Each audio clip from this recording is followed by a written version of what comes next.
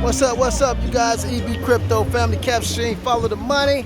And we're gonna do another PulseChain video. I'm out here and I wanted to give a different scenery and a different view to my video because I'm always having a background behind me because I do a lot of filming in my little office. But I wanted to talk about PulseChain and some of the complications right now, and a lot of people are talking about some of the different problems. But I want to commend the Hexicans and the PulseChains because they keeping the torch lit and they keeping, things positive. Because I'm gonna say something. When you're building software like that, it's not easy to fork off of Ethereum, the biggest, baddest supercomputer on the planet, and not just fork off of it, but take the entire ecosystem. That's not an easy task, and still create your own innovativeness and creativity to allow you to have a unique coin that nobody else has. Come on now. We got to give this man his credit. Richard Hart is brilliant. I love that man. I love what he's doing, what he stands for. Never met him personally, but you can tell more about a person by what they do than what they say. And based on what he's doing, I can't help but like that guy. So anyway, they're talking about a lot of the complications that's going on with Pulse. Well, again, like I said, I built a lot of softwares, not myself, but I've had some built for me in the past. Some of the work that I've done in the past, I've had a lot of different software from developers built, and no matter how much you test,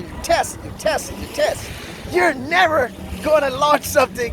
I doubt it. It just doesn't happen. This not gonna have some kind of issue. That's just a part of technology. That's a part of software. That's a part of applications.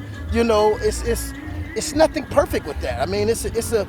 It's something you create, and you can test it and test it and test it. But once you put the strain on it, and once you really run it, there could be a few things that you might have to fix. So Richard Hart got right on top of it. I think they had a problem with the buy and burn. It really wasn't the buy and burn, so to speak. The buy and burn's working fine, but what it was is the LP tokens and some of the profits from some of the liquidity pools were being burned, but they already fixed that. They got that fixed. Okay, so that's fixed. And then we also had the issue of where you had the price kind of dumped, but that's typical in a launch. That's typical. It happens in a launch all the time. If you look at any launch, it shoots up and then it comes back down. And so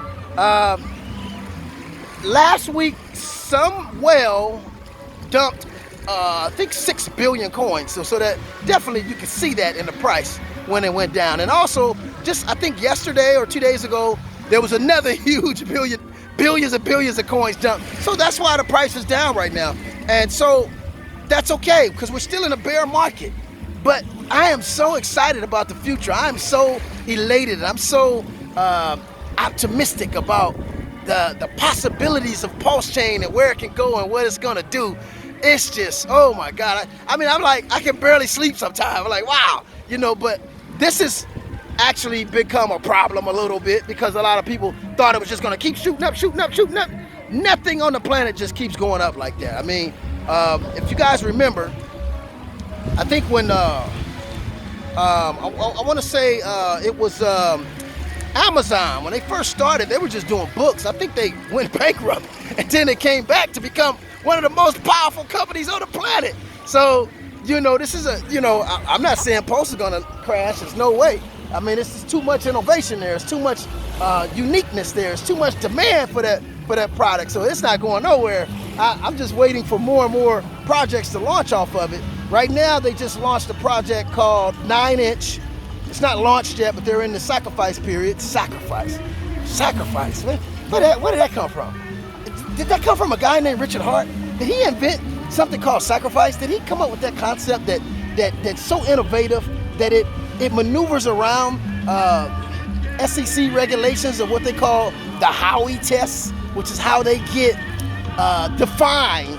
They define what's a security by the Howey test. So when you're sacrificing for a cause, freedom of speech, freedom of assembly, when you're sacrificing for a cause with no expectation of returns, that doesn't pass the Howey test. That's something different. But guess what, you guys? I am not against regulations, but I am not for too much regulations. Okay, because you have to have some kind of regulation in the aspect of people just scamming everybody. But I think that the people are smart enough to regulate themselves. I think that if a company makes bad moves and bad decisions, the people will decide, hey, don't use that company over there. They're scamming people. That company over there doesn't work. That product doesn't work. So we don't really need too much regulations. And too much regulations, again, I feel like it stagnates innovation. And I think too much regulations sometimes could hinder individuals from their creativity or hinder individuals from having the courage to even try something new when there's too many regulations. So, in my opinion, the regulators are not the smartest people. I say the people that learn or understand how to maneuver around regulations are the smartest people. That's just my opinion.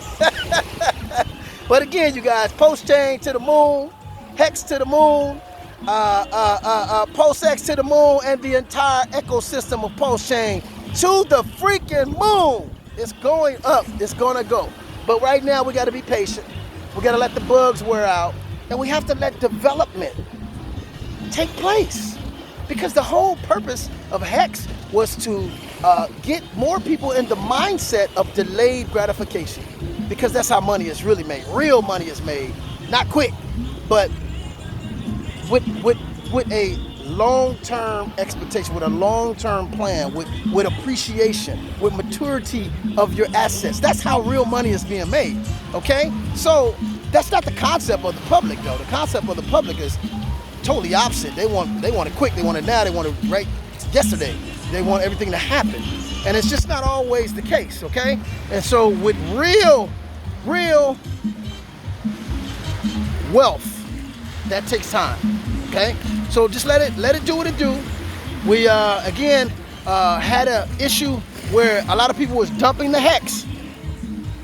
It's kind of hard for me to blame them, because the whole purpose that Richard Hart created Hex was because Ethereum, it's built on the Ethereum blockchain. It's a ERC20 token, and the whole reason he built it was because the fees have become very problematic, to say the least, to Hexicans to stake their coins or to unstake their coins.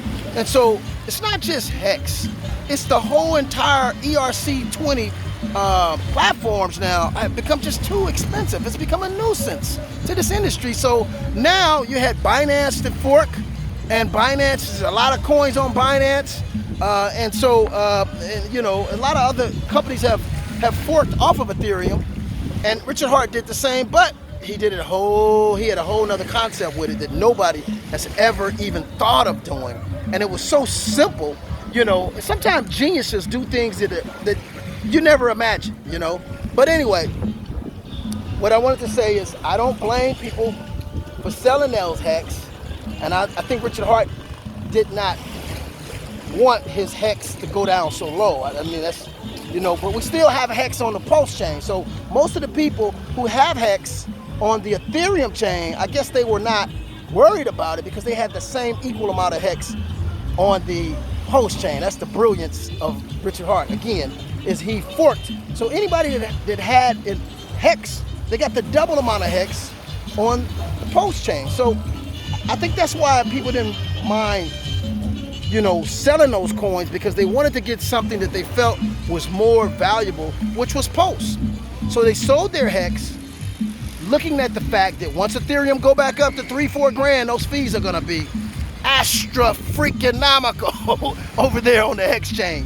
On the Ethereum chain. So again, that was why they did it. We anticipated that. I did. I thought a lot of people would probably dump some of their Hex, but I didn't think it was going to be that massive.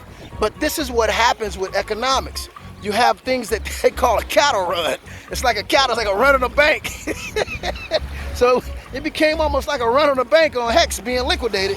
on the Ethereum chain, because again, you guys, if you guys are not in the cryptocurrency industry, or if you don't have any hex, if you don't deal with Ethereum, you don't understand. I've done so many transactions in the last couple of years, and it's almost like it's almost like Ethereum is trolling everybody, and they're waiting for you to come and have to use it, and then they're gonna hit you over the head with those damn fees. So this is the problem in this industry right now. I feel, in my opinion, that Ethereum is suffocating this industry's innovation. Not by, I don't know if it's intentionally. I can't prove that. I can't prove it's intentional.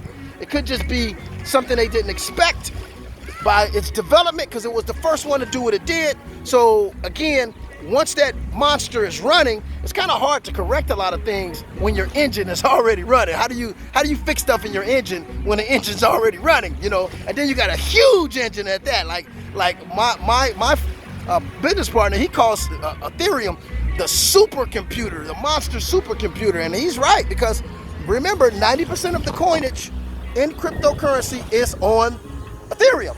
So Richard Hart doing what he did, I mean, he needs to put a cape on. You know, we need to put a cape on him. Like, that's Superman. That's like a Zorro move, like, for real, because he's putting Pulse in a position to save the entire industry of crypto, and to allow more innovation, and allow more building, and allow more projects to come out, DeFi projects or smart contracts. All of the things that Ethereum explored and allowed to develop, because there was a lot of different things Ethereum is responsible for. Hey, we got to give them their props. Ethereum did a lot for this industry, but now it's at a point where it's hindering the industry, and they haven't fixed the problem. Even with Ethereum 2.0, it hasn't been fixed. So Richard Hart to the rescue. How about that? Richard Hart to the rescue. Da, da, da, da. There's that man again. He definitely is a force to be reckoned with, and they don't want to deal with him. They want to ignore him. They want to act like, you know, he's irrelevant. They tried to call him a scammer, but there's no one person that can say that got scammed by him. I don't get it. I don't get it. Is it that much haterism in the world where you don't want to commend the guy who contributes something to people and help people? Like, wow, this is really something to really see. And so it's a testimony to me of what happens to our innovators, our creators, the people that create something that's good in the world. They're attacked. Read your Bible, you'll see. It's the same in there. I'm not a religious person like that, but I am spiritual. I do believe in all the scriptures. I do believe in a higher power, you know. But at the same time, it's a testament to me of when someone does something tremendously well, a lot of forces in this planet don't like it. But guess what? PulseChain is launched. It's out. We're going through some growing pains, so to speak, growing pains. But at the same time, I am super excited. I'm super optimistic about the future of cryptocurrency now, all because of PulseChain, and all because of Richard Hart, the Hexicans, the PulseChains, and all those out there that are influencers for PulseChain. I commend you. I take my hat off to you, because all of you guys are what's making this work, because the mainstream crypto media is not covering this stuff. So we are doing a great job, I believe, as influencers, putting the news out, because we don't want to see a lot of people come in this industry and get wrecked. Because I got wrecked when I first came in the industry. I learned by getting hickeys on my head. That's why I got a hat on now. I got a hat on because I got so many hickeys when I first came into crypto. I got dents in my head. But I've learned, and now I think that PulseChain and I think that Hex has the most intelligent people in cryptocurrency that I've seen is in this ecosystem. Believe me when I tell you, I've been all over the ecosystem of cryptocurrency, and there's no smarter individuals than those in Hex and Pulse. So with that, I'm going to say this: the original Hexicans. I'm a Hexican. So some people just got in Pulse because they heard the hype, but any original Hexican, any person that has Hex, probably the smartest people in crypto. But hey, it is what it is. So with that, you guys, keep your head up. Let's stay positive. Let's continue to innovate and create on the PulseChain. Let's give it a chance to develop, because I watched Ethereum go from $6, $7, $8 all the way to 4,000. But I also watched all this new innovation and all this new development, like smart contracts and decentralized autonomous organizations and DeFi. I watched all of this stuff develop. It was never here on this planet. So I believe that Pulse is going to allow more expansion of this technology and more development of DeFi and more development of smart contracts and decentralization to the level of, oh my God, greatness. So with that, I'm gonna sign out. EV Crypto, Family Cash Machine, Follow the Money, PulseChain Hexicans, 5555. You guys know what that means. See you guys on the next video. Peace.